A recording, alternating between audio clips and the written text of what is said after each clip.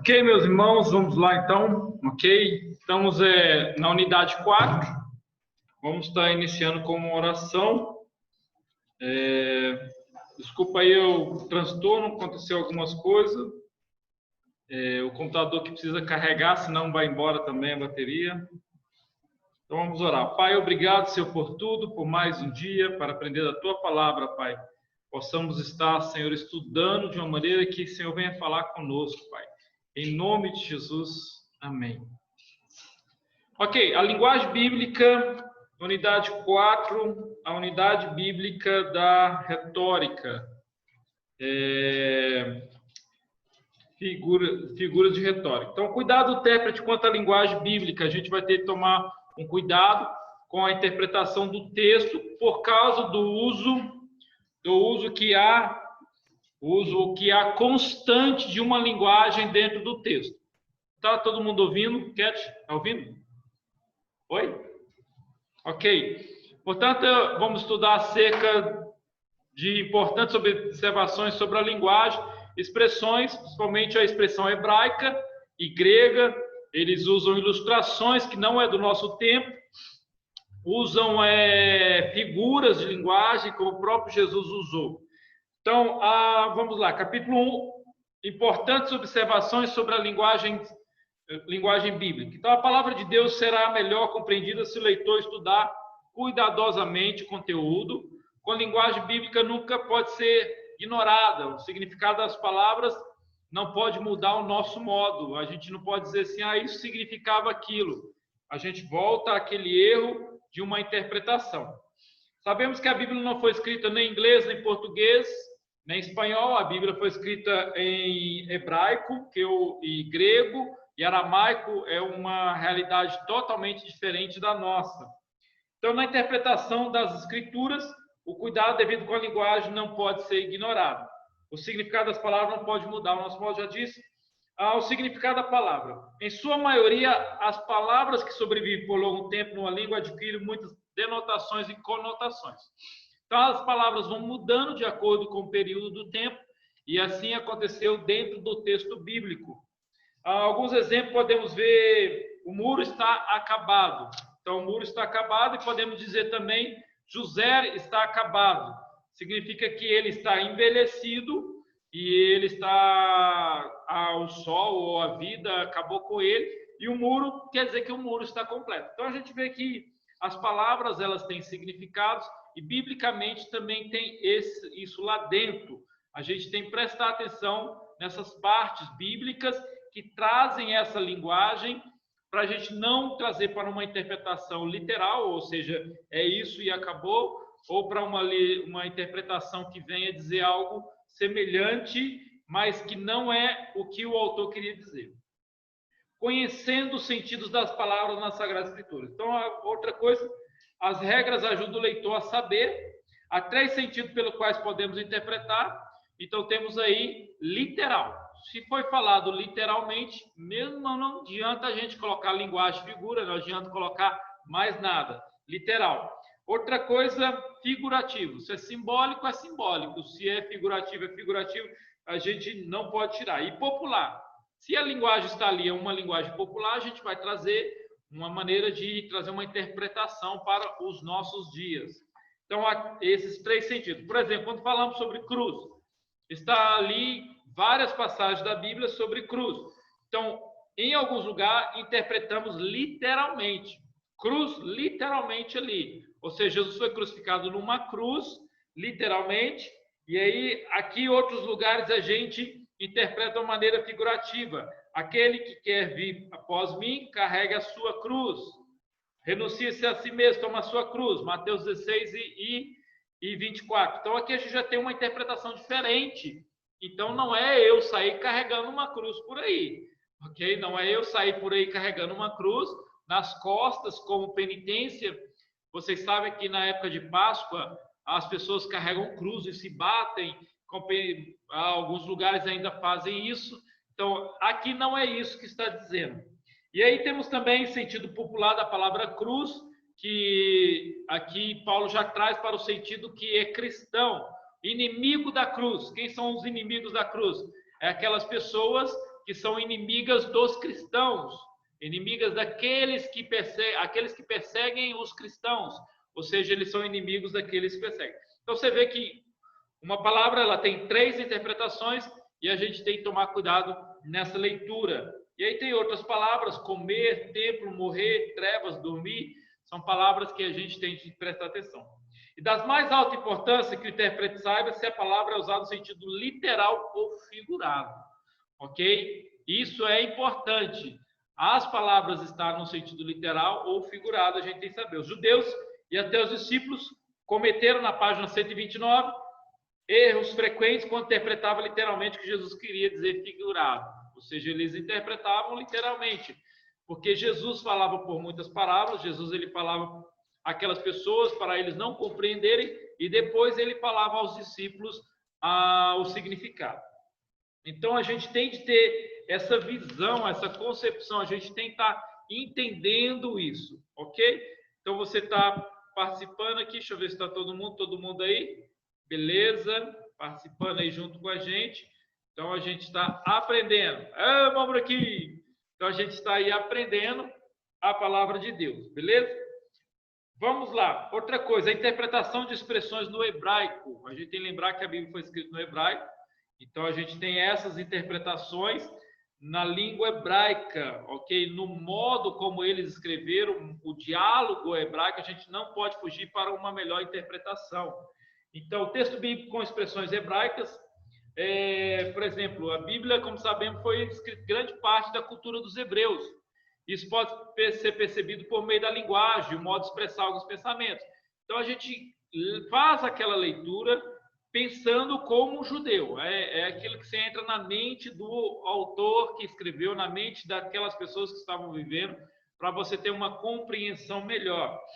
Então, os textos bíblicos com expressões hebraicas, então, uma característica comum no hebraísmo é que figuras de linguagens utilizadas nunca podem ser tomadas no sentido literal, mas sempre tem um sentido figurativo ou comum ao povo hebreu. Isso é importante, porque quando estamos lendo as figuras, lendo a Bíblia, a gente começa a entender. Então, aí vemos novamente, Jesus disse, se alguém vier a mim e não aborrecer ou odiar pai e mãe. Então, aí Jesus está dizendo, a mãe, mulher, filhos, irmãos, irmãs, ainda. Então, essa é uma linguagem dizendo aí que a gente não pode trazer para o literal, ou seja, eu tenho de odiar minha mulher, eu tenho de aborrecer ela. Então, quando chega o horário de igreja, eu mudo com a minha mulher, com meus filhos, entende? E fala, eu não quero saber de vocês, e se torna aquela pessoa que vai para a igreja, e aí sai da igreja, volta. Não, não é isso que Jesus está dizendo, entende? A gente tem de entender o que a Escritura está dizendo. Essa declaração no hebraísmo, ela traz uma expressão forte, que é aborrecer, mas indica o contraste de sentimento que a pessoa deve nutrir, ou seja, a prioridade. Hoje nós trabalhamos isso mais nos comentários bíblicos, que é uma prioridade. Qual que é a sua prioridade primária? Ok? A sua esposa, é o seu esposo, quem que é a sua prioridade primária? Entende? Os seus filhos, você vive para quem em primeiro lugar? Então é isso que a gente entende e é isso que a gente tem de pôr na mente. Ok, vai entrar em conflito com a minha esposa? Vai entrar em conflito com meu filho? Vai. Entende? Vai entrar em conflito com meu pai, com minha mãe, eles não querem que eu sirva a Deus? Vai, acontece, mas aí a prioridade é Jesus, ok? Então a prioridade é Jesus. Então, se no mundo muçulmano ou no mundo brasileiro, ok? Por exemplo, se uma pessoa vem de uma família católica e ela é muito obediente ao pai, esse e aquilo, e de repente o pai fala, olha, eu não quero que você vá para uma igreja evangélica, eu não quero que você batize, eu não quero que você torne evangélica ou cristã, entende, essa igreja aí. E aí, de repente, a pessoa ela já é de maior, ela tem que tomar uma decisão.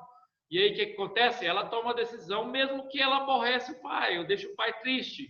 Então, é isso que Jesus está dizendo. Não é literalmente, eu odeio você por não querer deixar eu ser evangélico. Não é literal.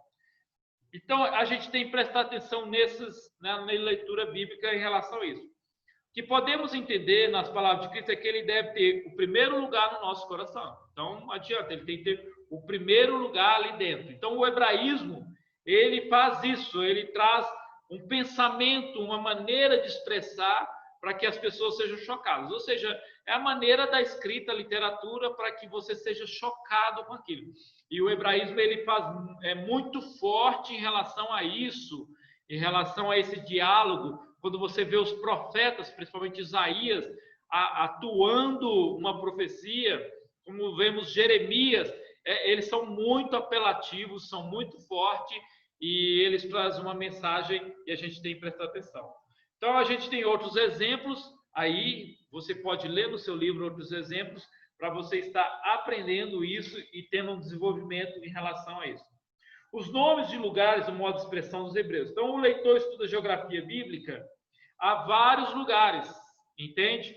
Então, quando você estuda esses lugares, você tem que perceber algumas diferenças, algumas mudanças. Por exemplo, alguns exemplos mencionados na página 132, Sinai e Horebe. Sinai e Horebe são nomes do mesmo monte, ok? Aí há uma mudança que acontece quando nessa intercalada aí. O Mar da Galileia, chamado também de Mar de Tiberiade, ou seja, como Israel era dividido em nações ali, então uma chamava de um nome e ele chamava de outro. Então a gente tem que ter esse momento aí. O Mar Morto foi designado por vários nomes: Mar da Planície, Mar Salgado, Mar do Leste, o Mar Mediterrâneo, Mar dos Filisteus, Mar Grande hoje, entende? Então a gente tem que prestar atenção nessa leitura para saber que está falando do mesmo local e aí a gente não fugir. A interpretação das expressões gregas. E agora entramos também para outra parte, ou seja, a Bíblia foi escrita em hebraico, ok? E ela foi escrita, boa parte dela, no grego. E aí também temos o aramaico, algumas palavras no aramaico. Então a gente está sempre presente no que está acontecendo nos textos antigos da Bíblia. Na Bíblia, o intérprete só encontrará expressões, vamos lá, 1.4, comuns aos hebreus, mas também aos gregos, ok? Era comum aos hebreus e também comum aos gregos. A diferença da linguagem do AT, que é o Antigo Testamento, do NT, não se relaciona apenas com escritores, mas também com o intérprete. Então, vemos aí algumas mensagens como a Antiga Aliança, ok? Interpretada pelos judeus, a Nova Aliança, como para os gentios. Então, a gente tem esse diálogo aí. Então, os leitores ouvintes de Paulo, quando está lendo Colossenses 2,14, ele fala que, havendo riscado a cédula que era contra nós, na sua ordenança, a qual de alguma maneira nos tirou do meio de nós, cravando na cruz. Ou seja, ali ele está falando o quê? Sobre dívida, entende? Ou seja, o seu nome estava com uma dívida impagável no SPC, em todos os tipos de cobrança aí, entende? 24 horas pessoas te ligando e falando, olha, você tem uma dívida, você tem que pagar ela. E aí o que acontece? Paulo está dizendo que Jesus pagou essa dívida com a cruz. Ou seja, a maneira que você estuda os livros, você vai entendendo, entende o que está dizendo a analogia, que a cédula na época era um papel que se pregava numa parede e as pessoas passavam e olhavam lá, o fulano de tal está devendo, entende?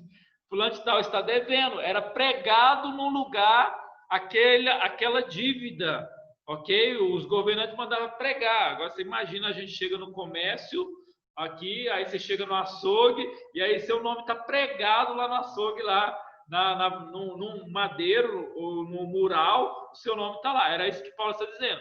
Aí Paulo diz, tirando de lá e pondo na cruz.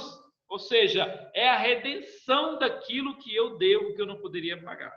Então é muito importante a gente estudar isso, entender isso e ter um pouco mais de consulta bíblica para a gente não fugir desses textos. Eu não sei o que ele quer dizer. Ou também não ficar refém das Bíblias de linguagem contemporânea, que muitas vezes elas fogem muito do texto delas, às vezes traz uma interpretação também que não é bem bíblica ou dos escritos mais antigos, ou da Bíblia no sentido do escrito original.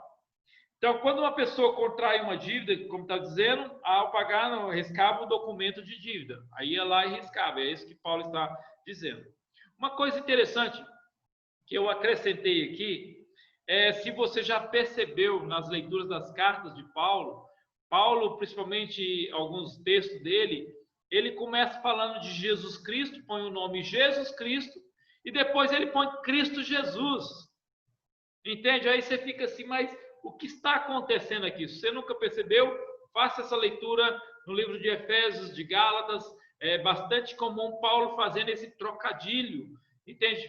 E você sabe que Cristo Jesus está no Novo Testamento mais de 80 vezes, e Jesus Cristo 140 vezes. Ou seja, o que está acontecendo ali? Então é importante a gente saber o que está acontecendo. O que está acontecendo é que Jesus Cristo não é igual Marcos Fialho. Marcos nome, Fialho sobrenome. Não é, ok? A palavra Jesus é o nome dele. O anjo Gabriel chegou e falou, seu nome será Jesus. Josué, que significa o Senhor é minha salvação. Ok? A palavra Cristo, ela é um título, ok? Como general. A palavra Cristo é como um título, como se fosse um general. Entende? É no sentido general, no sentido de que é uma posição. A palavra Cristo é ungido, ok? É Senhor, é como se ele fosse algo divino. E aí, quando ele faz essa mudança, ele está simplesmente alterando essa posição. Então, vamos lá. Agora estamos no capítulo 2, ok? O nosso capítulo 2, os símbolos e as tipologias na Bíblia Sagrada. Então, os escritores bíblicos, influenciados pelo modo de expressão da sua época, utilizaram diversas formas de comunicar as verdades eternas de Deus. Uma dessas foi o uso dos símbolos e tipologias, ok? Quanto aos símbolos bíblicos, trata-se de representação figurativa. Já a tipologia são instituições, eventos, pessoas que representam uma realidade futura, ok? E temos aí as virgens, lá em Mateus, as 10 virgens esperando noivos, 5 estavam prontas. Então, são coisas que vai trazendo a mensagem bíblica à cabeça da gente, ensinando-nos isso. Então, vamos lá, 2.1, a gente está no capítulo 2, pode passar. A gente está já no 2.1, os usos dos símbolos nas escrituras. Então, embora o uso dos símbolos seja frequente nas escrituras, as passagens bíblicas nas quais eles aparecem mostram claramente que não podem ter uma aplicação literal, e somente figurativa. Então, ali não é que as pessoas têm, as meninas ou todo mundo tem que ficar virgem para esperar Jesus. Então, não é esse o sentido literal, ok? Quando fala das 10 virgens, ou pegar 10 virgens e ter 10 virgens até Jesus voltar, e aí vai morrendo as virgens e vai substituindo. E isso não acontece, entende? Na literalidade. Embora o uso do símbolo seja frequente, então a gente não pode levar literal. Por exemplo, a Babilônia, no capítulo 2 e 1, é literal. Ali temos ali Daniel falando da Babilônia. Mas em Apocalipse, ela é simbólica. Por quê? Porque a Babilônia da época de Daniel, ela foi aquela nação corrupta, aquela nação promíscua, aquela nação que tinha muitos problemas em relação ao pecado, era algo que dominava ela, entende? Agora, quando o Apocalipse fala da Babilônia, ele está falando no sentido figurativo, no sentido de figura, de que o sentido de figura é o que está acontecendo dentro da figura que ele está apresentando, de corrupção, de pecado, de depravação. Então, é importante a gente entender isso. Nomes simbólicos da Bíblia. Alguns nomes bíblicos são associados a característica e comportamento daquela pessoa ou lugar. Então, tem nomes que eles serão simbólicos, nomes eles apresentarão, entende? Principalmente os nomes hebraicos, os nomes dos hebreus, ok? São nomes que eles trazem significados, sentidos, e muitas vezes do momento, e acabou, ou seja, a glória de Deus foi embora, porque a arca tinha saído daquela região. Então, a gente tem de entender com alguns nomes. E os nomes bíblicos, como Judas, sempre vai dar entendimento de traição, ok? Quando pensamos em alguém que tem dúvida, aí lembramos de Tomé, e a gente até brinca com esses nomes dentro da própria comunidade, entende? Tomé duvidoso, Judas traidor. Os nomes simbólicos na Bíblia geralmente se dão por meio de características ou atribuições de pessoas, lugar, objetos. Então, aí temos aí outros, o Egito, que é um país do norte, mas é citado como símbolo da idolatria, ok? Em Oséias. Judá foi dado o quarto nome de Jacó, mas também é usado na Escritura para a nação que descende, ou seja, aquela nação que vai descender o Messias, Judá. Então é trazido. Então, as Escrituras contêm muitos símbolos, alguns são comuns, conhecidos em figuras.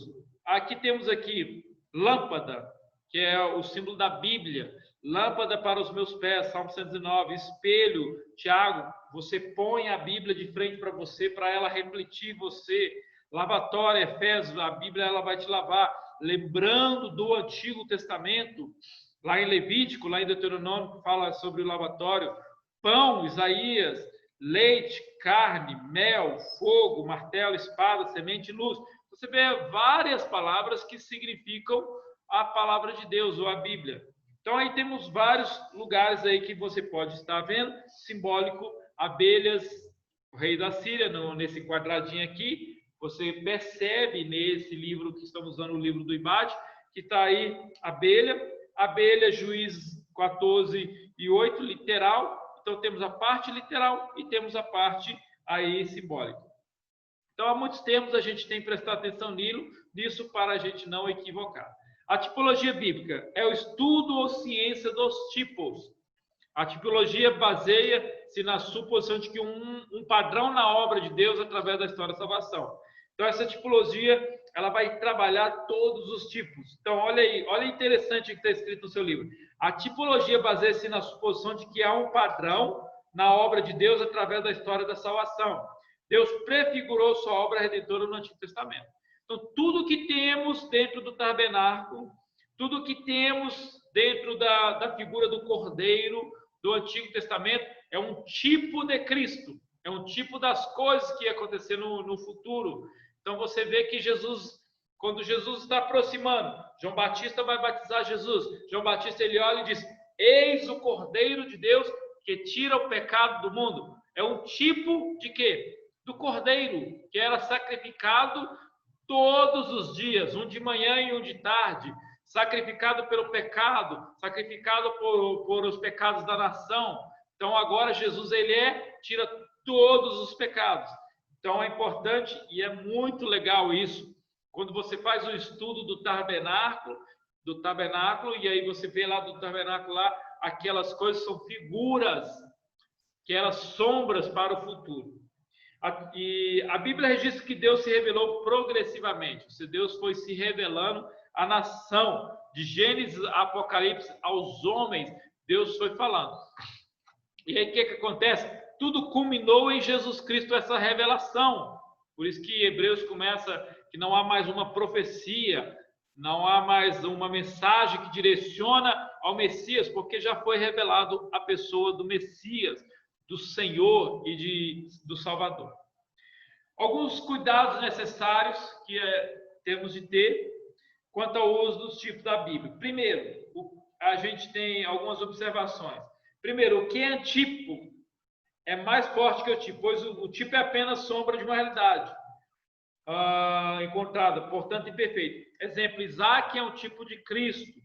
Então, a gente tem que tomar cuidado com essas comparações, porque muitas vezes elas não podem ser levadas literalmente na figura mesmo simbólica. A segunda observação é que o tipo é sempre algo terrestre, enquanto o seu antítipo pode ser terrestre ou celeste. Ou seja, essa comparação que está acontecendo, ela pode ser uma comparação, sempre a comparação é celeste. Dentro de Bíblia, a gente está falando de Bíblia, falando da leitura bíblica e da interpretação bíblica, com aquilo que pode ser tanto celeste como terrestre. A maioria é terrestre, foi aquilo que Deus apresentou dentro da Bíblia para o povo ter um conhecimento da salvação que viria através de Jesus. Quando Gênesis 3:15 fala que a descendência da mulher esmagaria a serpente, está dizendo ali literalmente que viria um descendente e ele esmagaria a serpente, ou seja, ele destruiria o diabo, as obras de Satanás. E até o filme do Mel Gibson, ele mostra Jesus no Getsemane e ele pisando numa serpente. Ok, aquilo ali é uma maneira romântica de dizer que aconteceu.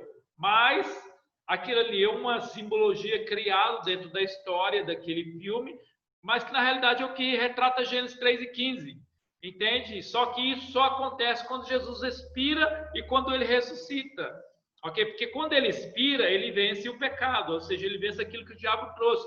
Quando ele ressuscita, ele vence a morte que o pecado trouxe. Então, essa mensagem, ela passeia de tipos e antípodos dentro da Bíblia.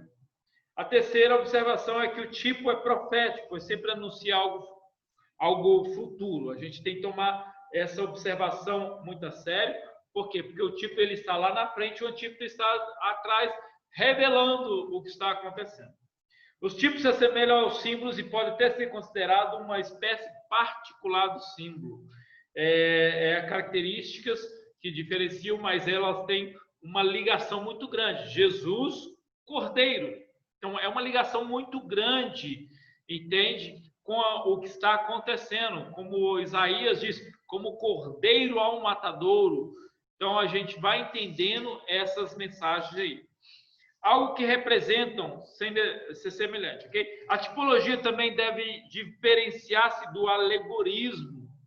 A tipologia é a busca de vínculos entre os eventos históricos, pessoas que entram dentro da salvação. O alegorismo é a busca do significado secundário e oculto. Então, essa tipologia, ela não pode ser uma alegoria, ok? Ela não pode tirar ou sublinhar o significado primário da narrativa histórica. Então, ela não pode ser algo que está tentando trazer um outro significado oculto. Isso não é o uso da tipologia biblicamente, a gente não pode fazer isso. É importante enfatizar que não há tipos na Bíblia como alguns podem imaginar. O intérprete enfatizar que não há tantos tipos na Bíblia como alguns podem imaginar. O intérprete cuidadoso não pode enxergar em todas as instituições mencionadas no texto sagrado tipo de realidade futura. A própria Escritura é o instrumento averiguador da legitimidade da interpretação tipológica. Ou seja, a própria Escritura que vai trazer aquele paralelo. Jesus, o Cordeiro, entende? A própria Escritura vai mostrar o que é Cordeiro significado. Então, não adianta a gente tentar pegar tudo que tinha no Antigo Testamento e trazer para uma realidade em cima de Jesus, que não vai funcionar. Eu já disse para os irmãos, literalmente, hoje ou ontem, não lembro, eu estava conversando com os irmãos aqui, os pastores aqui, né, no momento nosso de café, e eu disse para eles que pegar Cantares de Salomão, literalmente, e dizer que ele representa a igreja e Jesus, não funciona. Então, a gente não pode fazer isso. Por quê? Porque o livro de Cantares tem uma conotação de relação sexual entre o noivo, entende? E a noiva, entre a esposa e o esposo. Ali é literalmente a esposa e o esposo, eles já é casados. Então, a igreja não casou ainda com Cristo. Ou seja, somos sim a noiva de Cristo, mas no sentido que Jesus disse. Sentido da pureza, o sentido da expectativa, entende? O sentido da expectativa do novo reino, dos céus, de Jesus voltar. E essa é a ideia, mas a gente não vai casar com Jesus quando chegar no céu. Não, aí acabou essa tipologia. Agora ele é rei eterno sobre nós. Então, Cantares é um livro que é um perigo muito grande, entende? E a gente tem que tomar muito cuidado para não olhar para a Bíblia e ficar fazendo essas coisas assim, interpretações. Hoje eu estava lendo mais um texto de Cantares sobre algumas coisas, e aí a pessoa fez uma interpretação tão ridícula sobre Cantares de Salomão que eu falei, pelo amor de Deus, cara. Então, mas a pessoa ela tenta se esforçar ao máximo para tentar dizer que a Bíblia inteira vai falar de Cristo. A Bíblia inteira não vai falar de Cristo, ela vai apontar para Cristo. Apontar é uma coisa, entende? Ela vai direcionar, ela vai ter profecias diretas sobre Deus, sobre Jesus, o Messias, sobre a volta de Cristo. Então, vamos lá. E aí a gente temos aqui, então, existe pelo menos 3 características do tipo que é fundamentais. Primeiro, deve haver um ponto evidente na semelhança, ok? Analogia entre tipo e o seu antítipo, ok? Segundo, deve haver evidência de que a coisa tipificada representa o tipo que Deus indicou, ok? A gente tem que olhar, aquilo representa o que Deus indicou, e às vezes é bem direto isso. Terceiro, o tipo deve prefigurar alguma coisa futura, ok? Sempre aquilo tem que trazer uma prefiguração. Então, o leitor deve ter, os tipos não podem servir de base para doutrinas fundamentais da fé cristã. Deve haver evidência de que as coisas tipificadas representam o tipo que Deus indicou. E terceiro, o tipo deve prefigurar alguma coisa. Embora possa ajudar na compreensão da fé cristã, muitas vezes não dá para estabelecer sobre ela, ok? Alguns exemplos de tipo na Bíblia. Todos os elementos na Bíblia que podem ser usados como tipo são confirmados pelas declarações claras, encontradas em outras referências bíblicas.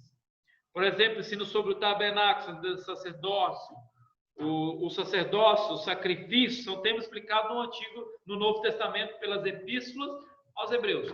Então, você lê Hebreus e vai te trazer uma interpretação da sombra das coisas que Deus queria trazer, uma mensagem para o nosso mundo, para as pessoas. O Evangelho de João menciona vários tipos de Cristo na Bíblia. Cordeiro de Deus, templo, a serpente de bronze levantada no deserto, água da vida, o maná. Aí continua dizendo sobre as coisas que são interpretadas. Aí temos aqui também o quadrinho, o seu quadrinho, ele é muito bom. Esse quadrinho, aí são pessoas, tipo de santos que serão arrebatados. Enoque.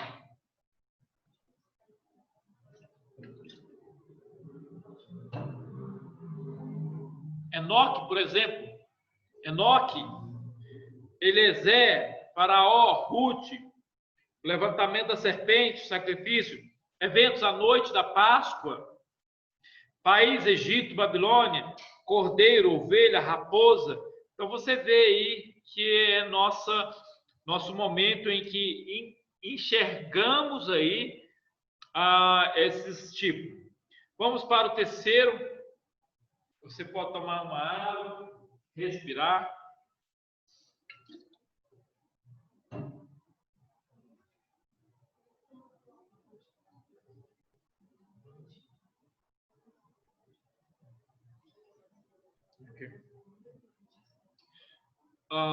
Vamos lá, uso de provérbios e parábolas na Bíblia. Os escritores sagrados, por diversas vezes, se utilizaram dos recursos de linguagem para transmitir verdades fundamentais. Então, eles usaram essas linguagens. Então, temos aí, por exemplo, o livro de Provérbios, que é muito forte, e temos vários provérbios citados na Bíblia. Até o próprio Paulo, ele tem várias passagens falando sobre isso. Vamos lá. Os provérbios e sua aplicação na Bíblia Sagrada. Os provérbios são expressões concisas acerca da vida geral. Um dos maiores problemas da religião é a falta de relação prática da crença com a vida diária. Então, é possível dissociar a vida religiosa das ações cotidianas. Desse modo, os provérbios podem proporcionar um excelente antídoto, ou seja, mostrar a vida diária e a prática da vida diária e a maneira que você vive e a maneira que você está vivendo. No Antigo Testamento, os provérbios estão redigidos em sua maior parte de forma poética, consistente em dois paralelismos, que geralmente são sinonímicos e antitéticos ou sintéticos. Então, a gente viu isso lá atrás. São a maneira que eles trabalham o Antigo Testamento. Então, o foco geral do livro de Provérbios é o aspecto moral da lei. Então, ele vai trazer o aspecto da moral e ele inclui sabedoria, moralidade, castidade, controle de língua, associação a outras pessoas, dolência e injustiça. Até uma vez eu estava vendo um filme e eu aprendi uma coisa que eu não sabia. Billy Graham, ele dizia o seguinte: eu leio os Salmos para mim ter uma comunhão com Deus, saber orar. E eu leio Provérbios para mim estar tendo relacionamento com pessoas que estão nesse nível, no nível meu aqui embaixo, para ter relacionamento com minha esposa, com meus filhos comigo, com o vizinho. Por quê? Porque o livro de Provérbios ele traz essa explanação. E ele traz de uma maneira que às vezes você fica assim percebendo algumas palavras. Filho, foge da mulher de lábios doces. Ou seja, daquela que está atrás dele. Entende? Daquela que quer seduzi-lo. Ou seja, a sedução nos lábios da mulher. Então, são várias passagens que estão em Provérbios que vai nos direcionando. Observa, aqui temos um texto para conhecer a sabedoria e a instrução, para se entender a palavra da prudência, para se receber a instrução, entendimento, justiça, juízo, para dar aos simples a prudência, o entendimento. Aí continua falando nas palavras sábias. Então, há uma relação do provérbio com o entendimento de um modo de viver correto, viver sabiamente, e não diz respeito à mera aquisição de informações. Então, aqui não está falando de uma sabedoria só de adquirir alguma informação, não, é de viver, é vivência, o livro de Provérbios. Provérbios do Novo Testamento. No Novo Testamento podemos observar vários provérbios. Jesus e também os apóstolos utilizaram ditos comuns. Então, um exemplo de provérbios percebido em Lucas, vemos a seguinte expressão: médico, cura a ti mesmo. Jesus está falando em provérbios da época, um ditado da época.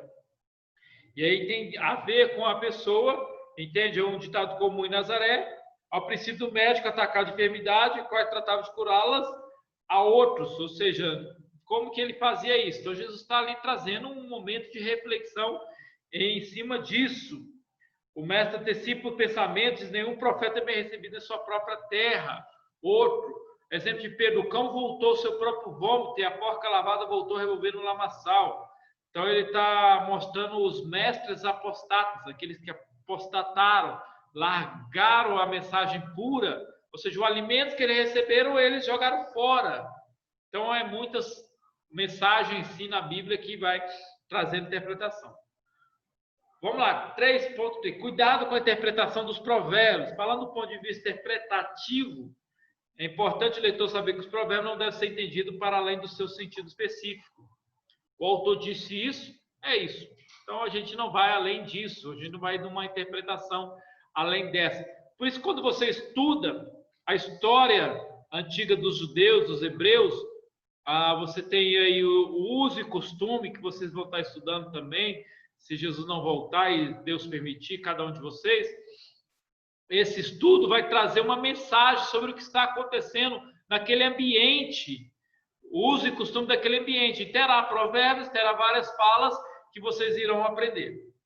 Cuidado com a interpretação, então, continuando. Outro detalhe que o intérprete, por exemplo, um exemplo no uso do recurso de linguagem, onde vemos que o rei Lemuel comparou a mulher como um navio mercante. Então, a gente tem que tomar cuidado ali. Outro exemplo, em Cantares 1:9, quando Salomão disse que ela é a mais bela como as éguas de Faraó. Ou seja, se está comparando aquela mulher, por quê? Porque o momento, naquela época, as éguas eram as coisas mais lindas, eram reservadas, era de desfile, valia muito mais, ok? Não era qualquer um que tinha as éguas de Faraó, ou seja, era algo muito fascinante na época, entende? Era algo muito assim, brilhante, algo importante, algo de passagem, era éguas de desfiles, elas valiam mais de 3 vezes mais do que os mais ricos cavalos, que os valores mais gastos em outros cavalos, mais dos melhores cavalos da época. E aí, o que acontece? Salomão chega e faz isso. Aí você chega perto da sua esposa e fala: você vale mais que as éguas do Faraó. Cara, não vai fazer sentido. Meu irmão, não faça isso. Pelo amor de Deus, não faça essa vergonha. Entende? Então, a gente não leva no literal, mas a gente trabalha dentro do texto entendendo isso, que ele estava falando que ela era a mais bonita de todas, ela era mais do que a Miss Universo, entende? Era num sentido bem amplo. Outro detalhe que o intérprete deve observar, estão baseados em fatos e costumes que se perderam. Então, perdeu-se durante o período essa mensagem. Lógico que ela tem uma representação de sentido, principalmente, por exemplo, cantares sobre o casamento, a ação do casal em relação à sua sexualidade, a maneira de atuar. Logicamente, tem mensagens ali que você pode trazer para a vida do casal, outras mensagens, provérbios e várias outras, mas muitas delas perdem o sentido do uso figurativo, o simbólico daquela época, mas a gente traz para o nosso tempo. O leitor atentará que figuras podem combinar, o leitor atento perceberá que figuras diferentes podem combinar-se para formar um provérbio, ok? Figuras diferentes. Aí temos a própria sabedoria personificada na forma de palavra. Eclesiastes, temos outra aplicação. Então, assim é o estudo que estudamos. Se você estuda, você vai perceber que a sabedoria é falada de uma maneira eclesiástica e de outra maneira em Provérbios. Então, e a outra maneira é em Tiago. Então, é uma maneira que você vai estudando e elas vai se tornando um sentido do que o autor quer dizer, ok? Sobre uma palavra só, que é sabedoria, o que ele está aplicando para aquele momento. As parábolas e as suas aplicações na Bíblia. O termo parábola significa colocar de lado, ou seja, colocar de lado. É quando ele põe aquilo que ele quer dizer ao lado daquilo que ele está figurando, está explicando, uma ilustração. Trata-se de uma relação paralela que possibilita o entendimento, mostrando uma verdade moral e espiritual por uma analogia com experiência comum. Ou seja, o próprio Jesus ele trouxe mensagem comum para que o povo entendesse. Ok? Temos aí a parábola do semeador de Jesus, a parábola do filho pródigo. Então, são linguagens que a gente tem de estar vendo, que se assemelham àquilo, que mostra tanta semelhança que a pessoa, uau, captei a vossa mensagem. E aí você fala, ualá, captei a vossa mensagem, mestre. Entendeu? Os dados mais antigos vai saber de quem que eu estou falando aí da Praça é Nossa. Com relação às outras figuras de linguagem, as parábolas, de certo modo, por serem uma comparação, podem ser vistas como símile. A gente vai falar um pouco sobre o símile lá na frente, que é algo que se assemelha, ok? Ampliada, no entanto, toda símile não é necessariamente uma parábola. Então, a gente vai falar mais isso lá na frente. A finalidade das parábolas. Jesus, o mestre por excelência, usou parábola. Frequentemente, Jesus usou a parábola. A palavra aparece 50 vezes no Evangelho em conexão com o ministério de Cristo. Dá a entender que isso era uma das formas de transmitir verdades espirituais. Se Jesus trazia algo profundo. A palavra do semeador, a maneira que a palavra é dada, a palavra é explicada, cada uma pessoa recebe. É muito profundo isso, irmão. Entende? Como que você recebe a mensagem? Não é só a mensagem da salvação, mas toda a Bíblia pregada. Como é que você recebe ela? As parábolas podem deixar uma impressão duradoura e serem, de certa forma, mais efetiva que o discurso comum. Ou seja, o seu cérebro ele faz uma associação e essa associação ela traz para você uma memória que fica presa ali e você entende. Então, muita gente consegue trazer essas ilustrações para dentro dos chamados dos sermões, que você não esquece nunca mais. Entende? Você não esquece nunca mais. E Jesus fez isso. Por exemplo, Cristo fala da mulher, da viúva que importuna o juiz. Entende? Se você estuda aquela passagem, você nunca mais esquece o que Jesus quis dizer. E aí ele conta essas parábolas. Métodos de interpretar uma parábola. É comum os leitores da Bíblia imaginarem uma certa facilidade na interpretação. Embora esse texto evoque encanto e simplicidade, ao mesmo tempo tem sofrido diversas interpretações errôneas. Na igreja, muita gente interpretando coisa errada das parábolas, às vezes é tão simples. O cuidado básico que o intérprete deve tomar ao ler a parábola é não confundir com uma alegoria. Novamente, já é a segunda vez que mostra para nós não confundirmos.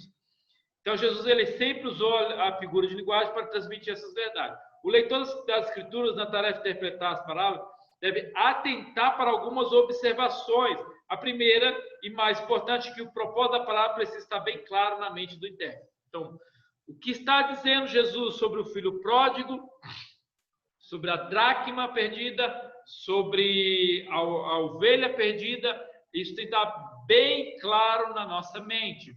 Sobre a parábola do semeador, principalmente quando o próprio Jesus interpreta ela, e está escrito lá que os apóstolos escreveram, os escritores dos livros escreveram lá.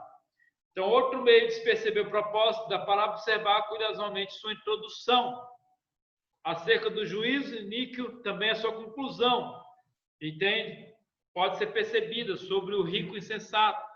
Então, a gente lê ela por completa e ela vai trazendo no sentido porque o próprio Cristo trouxe.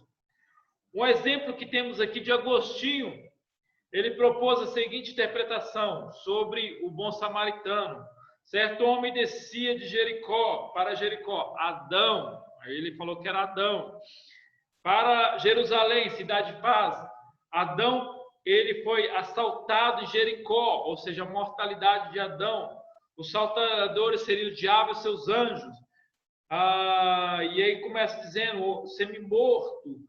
Aí, morte espiritual, sacerdote levita, sacerdócio do Antigo Testamento, o samaritano, o próprio Cristo. E aí ele continua trazendo essa. E aí o pecado, o óleo, o consolo, a encarnação, hospedaria, a igreja. Olha só, quando o bom samaritano pega e leva para a hospedaria, Agostinho diz que a igreja é o lugar onde que leva, porque já estava no momento católico, figurando esse vínculo forte com a igreja. E aí tem 2 denários, a promessa da vida e do porvir. O hospedeiro seria Paulo. Então você vê que Agostinho é um homem de Deus, escreveu várias coisas, mas quando ele fazia algumas pregações, usava muito alegorias e exacerbada, porque a interpretação não era exatamente o que Jesus queria dizer.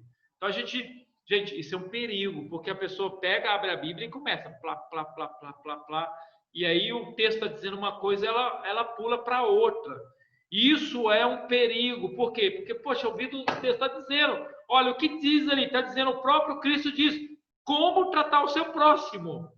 Não tem nada a ver com Adão, não tem nada a ver com a igreja, não tem nada a ver com isso. É como tratar o seu próximo. Entende? Então, é uma interpretação direta, explicativa, e aí a pessoa pega aquela interpretação para dizer que tem a ver com Adão quando ele caiu. Aí que precisa de esforço para trazer uma ilustração, esforço para trazer uma aplicação, esforço para uma coisa que está simples e dizendo, temos de tomar cuidado. Eu me irrito quando a pessoa começa a ler um texto e ela começa a viajar na maionese. Me desculpa, a expressão é viajar na maionese ou trazer alguma coisa. Por quê? Porque se a Bíblia ela está bem explicativa e dizendo diretamente, para que eu tenho fugido daquilo? Simplesmente para dizer que eu preguei 300 ou 400 vezes diferente no texto? Esse é um cuidado, entende? O pregador ele se sente no dever de trazer uma nova mensagem.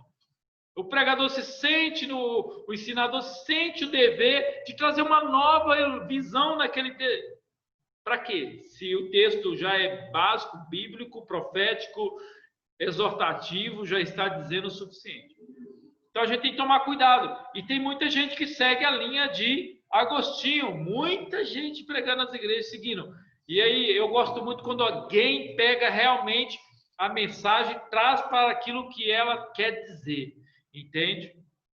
Então, após descobrir o real objetivo da parábola, o intérprete deve atentar para a sua representação figurativa. Então, após ele entender, olha, o que Jesus quer dizer literalmente aqui é como eu devo lidar com o meu próximo. Quem eu não devo ser, ok? Religiosos como o sacerdote e o levita, entende? Quem eu não devo ser? Os salteadores. E aí, quem eu devo ser? Um bom samaritano. Então, é explicativo e a gente vive baseado nisso. Ok, vamos lá. As figuras de retórica. Na linguagem bíblica, então, capítulo 4 agora, então a Bíblia Sagrada, ela contém as verdades eternas de Deus. A sua escrita é diversificada. Dentre as diversas formas de comunicar a revelação de Deus, eles usaram o sentido retórico, ok, da linguagem.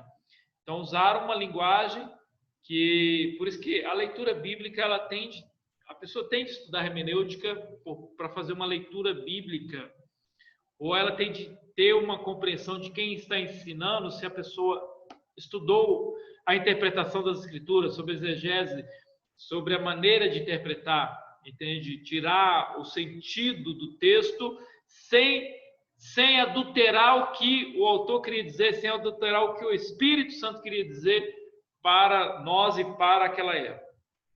Então, a Bíblia já disse, dentre as diversas formas de comunicar a revelação de Deus, usou metáfora. Essa figura indica alguma semelhança entre dois objetos que possuem algum dos mesmos elementos, sejam eles coisas reais, ou simbólico, ou tipo.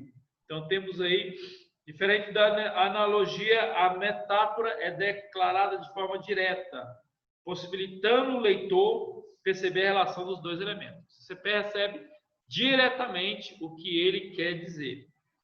Aí temos o texto: o Senhor é meu rochedo, é meu lugar forte, o meu libertador, meu Deus, a minha fortaleza, em quem confio, meu escudo, a força da minha salvação, meu alto refúgio.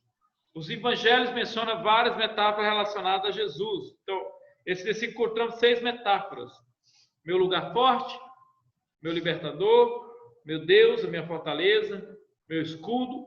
Então, é diretamente coisas que protegem, de proteção. Então, encontramos aí. O Evangelho menciona várias metáforas. Jesus é a água da vida. Então, você literalmente sabe o que significa isso.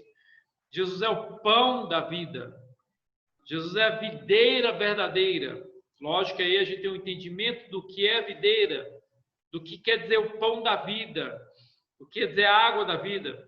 Os seus discípulos são luz do mundo e sal da terra. Luz do mundo e sal da terra. E aí a gente entende o que o sol significa, o que a luz significa, e a gente traz isso para nós. É importante saber isso. O rebanho, o edifício, a igreja é o edifício de Deus, a lavoura de Deus, o rebanho do pastor. Então, o leitor precisa que há 2 tipos de metáfora na Bíblia, que se refere ao ser divino e merece atenção. Olha, vamos lá. Primeiro, o antropopatismo, ok?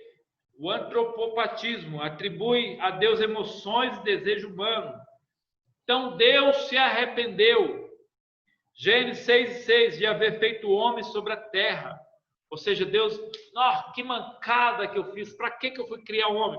Não é isso que está dizendo o texto, ok? Muita gente vai fazer essa interpretação. É no sentido interpretativo de que nós pusemos diante de Deus um sentimento. O que aconteceu? Quando Deus viu, o homem se tornou em pecado, mas Deus já sabia. Não foi tipo assim, Deus, nossa, que surpresa que o homem me causou fazendo tudo que ele está fazendo. Não é isso. O texto não diz isso e a gente não leva para esse lado. A gente tenta.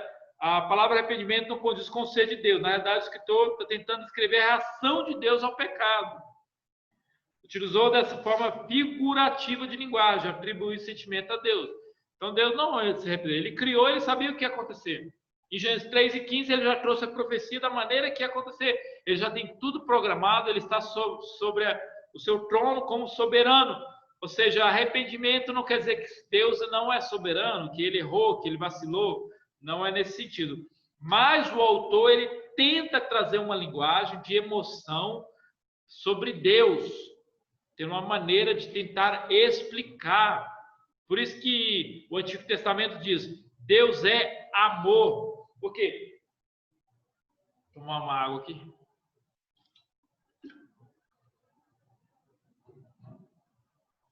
Porque dizer Deus ama, a gente vai tentar entender como nós amamos.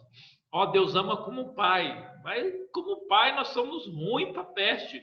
Então, somos muito ruins, erramos. Então, como que eu vou comparar Deus comigo? Eu não comparo Deus comigo. Então, a melhor coisa que eu faço é atribuir amor a Deus completo. Como se exalasse o amor dele de toda maneira, porque é genuíno. O segundo tipo é o antropomorfismo. Atribui partes do corpo a Deus. A mão de Deus, Deus não tem mãos. A gente atribui que a mão de Deus se estende. Deus é ser espiritual. Jesus tem mão, porque Jesus ele recebeu um corpo. Jesus recebeu um corpo igual ao nosso. Mas a Deus não podemos atribuir. Ao Espírito Santo, o Espírito Santo agindo a maneira. Eis que a mão do Senhor não está encolhida, ou seja, ele está trazendo uma interpretação para não salvar, né? Agravado o seu ouvido tampado. Então, sabemos que Deus é Espírito e essa figura é uma figura para descrever. Quando os escritores bíblicos empregam metáfora, tinham em geral algum ponto específico. Então, eles tinham alguma coisa na mente. E é isso que ele tem de trazer. Essa linguagem que eles tinham na mente, a gente tem de começar a entender. Então, temos a símiles, que essa figura de retórica, chamada símile, é o que estabelece uma semelhança ou comparação entre dois elementos de forma clara. Você não tem dúvida. Por exemplo, quando fala que Jesus é o tabernáculo, ok? A gente tem algumas dúvidas da maneira que é, ou que significa, por causa da construção dele. E aí a gente tenta trazer uma interpretação mais próxima. Agora, quando está falando nesse sentido, é algo em que você realmente entende aquilo de uma maneira clara. Aí temos aí, por exemplo, quando Jesus fala sobre aqueles que, em Mateus 7, 24 e 26, aqueles que ouvem a sua palavra. Aí ele fala de algo ilustrativo que é a casa na rocha e a casa na areia. Ou seja, são duas coisas semelhantes que ele está usando. E aí ele usa a rocha e a areia e usa a maneira que recebe a palavra. Quem está na rocha recebe a palavra e aí continua firme. Quem está na areia não recebe a palavra, não pratica e aí vai por água abaixo, a casa derrubada. Então, quando o leitor encontra uma passagem, temos como assim semelhante, como de modo tal qual de maneira que esses termos estabeleceram uma comparação. Os mesmos devem ser classificados como símiles, ok? Uma comparação. O intérprete deve sempre atentar para o sentido claro da símile e o ponto de destaque na comparação. Então, ele tem que atentar para isso e prestar atenção. Por exemplo, uma passagem, eles que vêm como ladrão. Então, deve ter ao lidar com a passagem que contém isso. A gente tem que prestar atenção no que está dizendo e a maneira que é, ok? Então, o ladrão, ele vem para roubar. Ele vem no momento que ninguém sabe que ele vai vir. Entende? E ele próprio, Cristo fala, se alguém sabe que o ladrão vem, ele vai se proteger. Ele vai chamar a polícia vai estar ali de tocaia e ela vai catar o ladrão. Fica escondido, entende? Ela não, a Catherine não entendeu o que é a palavra tocar. Então, aí os mais antigos sabem. Ele fica escondido, entende? A polícia fica escondida, o ladrão vem. Então, não é isso que acontece. A gente sabe que o ladrão vem, a gente nem percebe. Quando percebe, já roubou. Quando percebe, já está se assaltando. E é isso que está falando da volta de Jesus. Ninguém sabe quando Jesus vai voltar. Ele vai voltar de uma maneira de surpresa. Então, esse é o entendimento. Alegoria. Alegoria pode ser entendida como metáfora ampliada. Ou seja, o que Agostinho fez com o bom samaritano, ele ampliou o que o texto dizia. É importante o tempo não confundir com parábola. Parábola possui um foco e os detalhes são significativos, ao passo que se relacionam com esse foco. A alegoria geralmente tem diversos pontos de comparação, não concentrando no foco. Na Bíblia encontramos várias alegorias. Salmo 80, 8 e 16. Vemos a alegoria de Israel com uma vinha. Ok. No livro 4. Ok? Você pode corrigir o livro tem um erro, é 3.4. E aí depois, novamente, vai ter, o livro está completamente errado, ok? Só o 3.3 é 4.3, e aqui é 4.4, e agora 4.5. Então, falando ainda de alegoria, temos aí o texto Salmo, alegoria de Israel como uma vinha. Nessa passagem podemos ver os diversos pontos entre Israel e a vinha. E aí temos várias outras, a gente tem que prestar atenção. Paradoxo. Palavra paradoxo formada de duas palavras, grega para, contra e doxa, crença. Essa figura de linguagem refere-se às declarações, proposições opostas à opinião comum, uma aparente contradição de palavras. Ou seja, uma contradição em que a gente está vendo.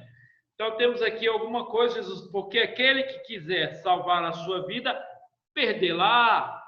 E quem quiser perder a sua vida, por amor de mim, achá-la. Ou seja, Jesus está fazendo um paradoxo ali. Então, é extraordinário como que o mestre usou a linguagem. Jesus foi um um rabino excelente pregador, as pessoas ficavam de boca aberta.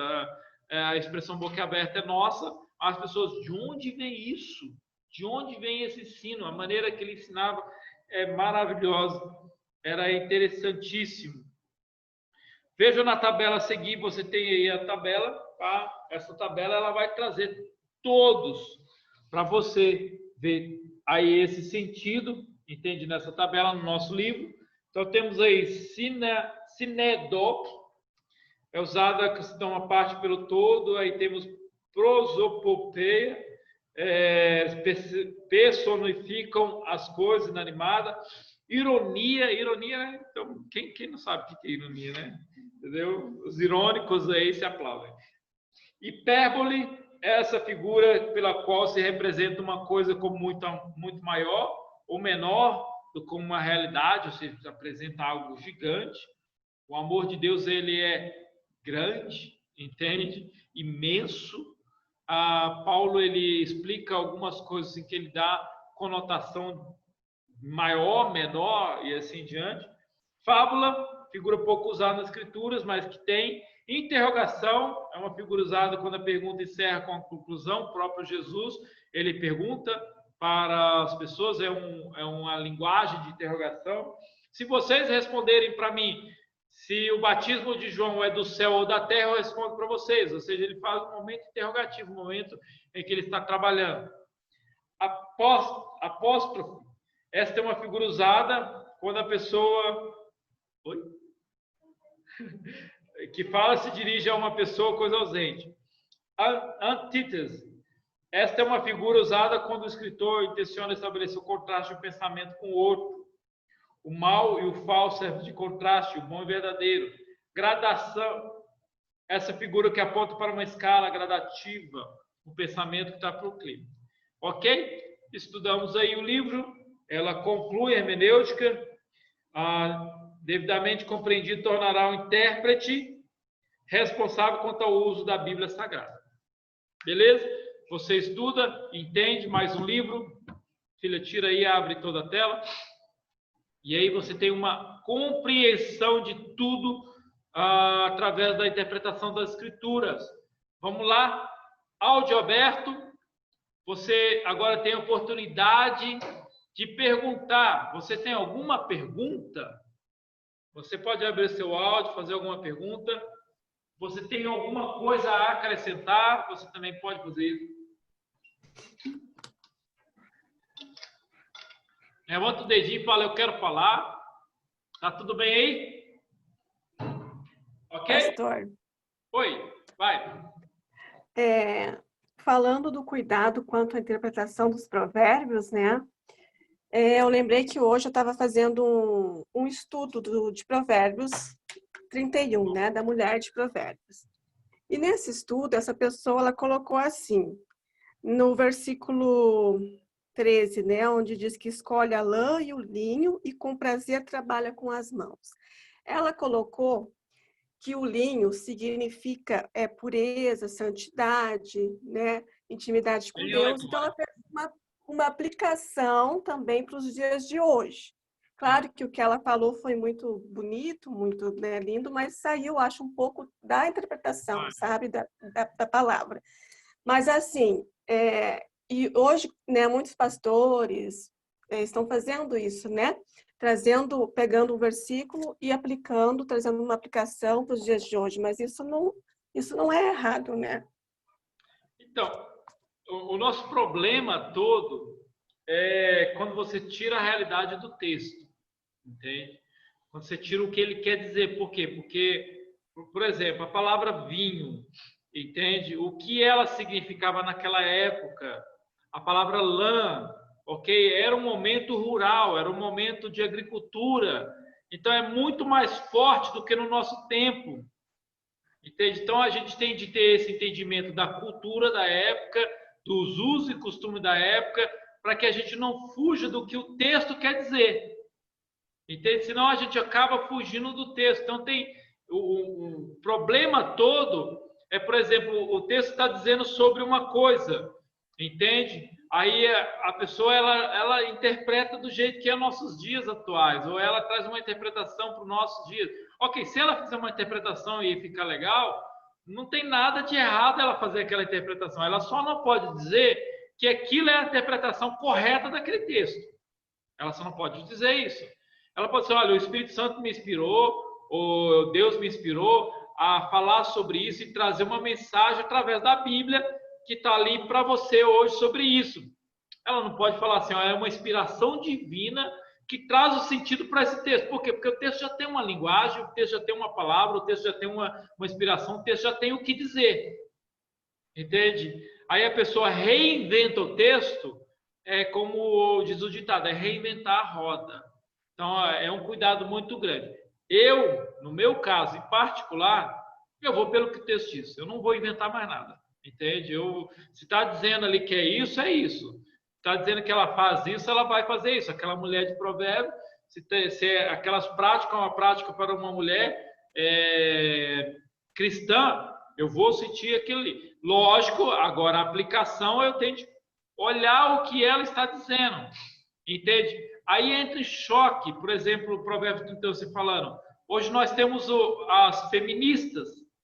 Hoje temos o papel da mulher sendo elevado, entende? O que acontece? Eu volto para esse texto para me mostrar o papel da mulher. Só que aí eu estudo a Bíblia por completa sobre o papel da mulher, entende? Então eu não pego só um texto e digo, esse texto está dizendo sobre o papel da mulher cristã. Não, aí eu já estudo outros papéis, outros sentidos, eu estudo outras mensagens sobre o papel da mulher, entende? Então eu pego de Gênesis aonde estiver dizendo no Novo Testamento sobre o papel da mulher. Então é um trabalho complexo, mas é um trabalho que vai sendo sistematicamente trabalhado. Mas assim, a pessoa tem o direito, como Agostinho, que era um homem super inteligente, escreveu excelente outras coisas, a pessoa tem o direito, mas fica exagerado, entende? Então assim, no meu caso particular, eu não gosto. Se eu pego um livro, começo a ler o livro e a pessoa começa a viajar, no meu particular, eu paro de ler o livro, porque eu sou mais racional. Então, eu sou muito mais, meu cérebro é mais racional, meu jeito de ser é mais racional. Eu paro e aí fico na minha. Não gosto de poesia. Eles dizem assim, eu leio poesia, me adapto a alguma delas, gosto, leio para Gisele, mando uma poesia para ela, mas você falar para mim, escreve uma poesia, eu não vou escrever. Agora, fala para mim, escreve um texto mais racional, eu vou conseguir. Então, cada um tem o seu jeito também de linguagem, de receber uma linguagem, receber uma mensagem. E aí, cada pessoa, nós temos um escritor que ele é muito alegórico, é o Max Lucado. Mas, cara, se você lê os livros dele, você fica maravilhado, entende? Max Lucado hoje já é um outro Max Lucado, para você ter ideia. Hoje, como ele é pastor de igreja, ele começou a ver que a Bíblia tem que ser pregada muitas vezes na sua literalidade do que o texto está dizendo.